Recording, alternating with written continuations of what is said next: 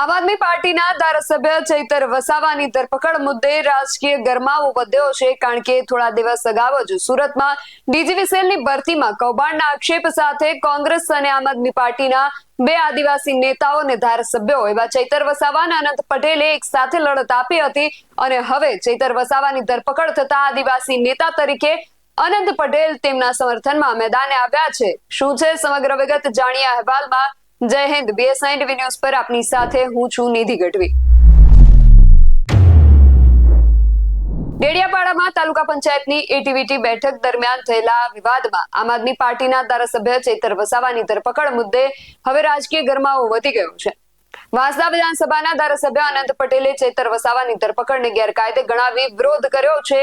સાથે જ જો આગામી દિવસોમાં તેમને છોડવામાં નહીં આવે તો જન આક્રોશ રેલી અને ન્યાય યાત્રા યોજવાની ચીમકી ઉચ્ચારી છે અને સાથે જ આક્ષેપ કર્યો છે કે ભાજપની આદિવાસી વિરોધી માનસિકતા છતી થઈ ગઈ છે। ભાજપના તાલુકા પ્રમુખ સંજય વસાવા પર હુમલાના આરોપ બાદ ચૈતર વસાવા સામે ડેડિયાપાડા પોલીસ સ્ટેશનમાં ગુનો નોંધવામાં આવ્યો હતો।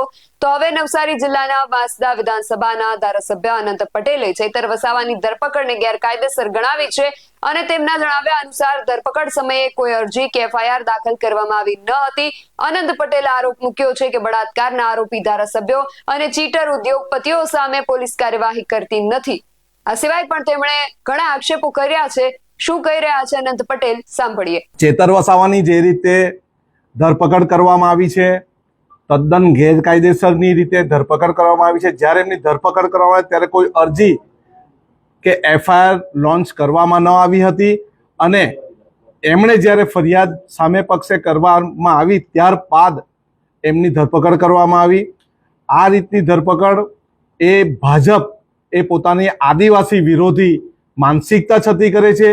જેમને પકડવા જોઈએ એવા એમએલએ કે જેમના પર બળાત્કારની ફરિયાદ છે હજુ સુધી પકડાયા નથી। તેમજ કેટલાઓ લોકો એવા છે, ઉદ્યોગપતિઓ એવા છે, ચીટર્સ ભાજપમાં એવા છે જેમની ધરપકડ થતી નથી।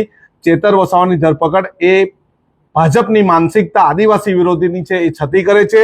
અમે એનો ઘોર વિરોધ કરીએ છીએ અને મારા સાથી ધારાસભ્યને અમે સમર્થન કરીએ છીએ। આવનારા દિવસમાં જો એને છોડવામાં ન આવે તો અમે જન આક્રોશ રેલી અને ન્યાય યાત્રા જેવી રેલી કરતા અચકાઈશું નહીં। ભાજપના આદિવાસી નેતા કેમ નથી બોલતા?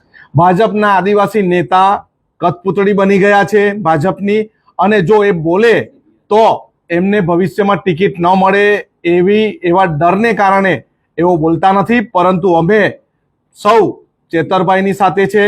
જે પણ ભાજપ જે આદિવાસી વિરોધી કામો કરી રહ્યા છે અને જે પણ એક્ટિવિસ્ટો અવાજ ઉઠાવી રહ્યા છે, અમે એમની સાથે છે અને જ્યાં સુધી અન્યાયના વિરોધમાં ન્યાય મેળવવા માટે જે પણ લડશે અમે એની સાથે રહીશું। અનંત પટેલે ચેતવણી આપી છે કે જો ચૈતર વસાવાને મુક્ત કરવામાં નહીં આવે તો જન આક્રોશ રેલી અને ન્યાય યાત્રા યોજવામાં આવશે। તેમણે ભાજપના આદિવાસી નેતાઓ પર પણ આકરા પ્રહારો કર્યા છે। તેમનું કહેવું છે કે ટિકિટના ડરથી ભાજપના આદિવાસી નેતાઓ મૌન છે।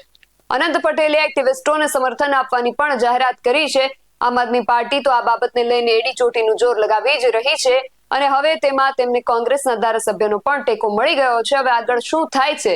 ચૈતરભાઈના રિમાન્ડ અને જામીન બંને નામંજૂર થયા બાદ હવે આગળ શું પગલાઓ લેવામાં આવે છે એ જોવું રહ્યું। આ વિશે તમારું શું માનવું છે અમને કમેન્ટ કરીને ચોક્કસથી જણાવજો। આવા જ વધુ અહેવાલો સાથે મળતા રહીશું। તમે મારી YouTube ચેનલને સબસ્ક્રાઇબ કરવાનું અને અમને Facebook અને Instagram પર ફોલો કરવાનું ભૂલશો નહીં। બાકી અવનવી અપડેટ્સ માટે આપ જોતા રહો BSI ટીવી ન્યૂઝ।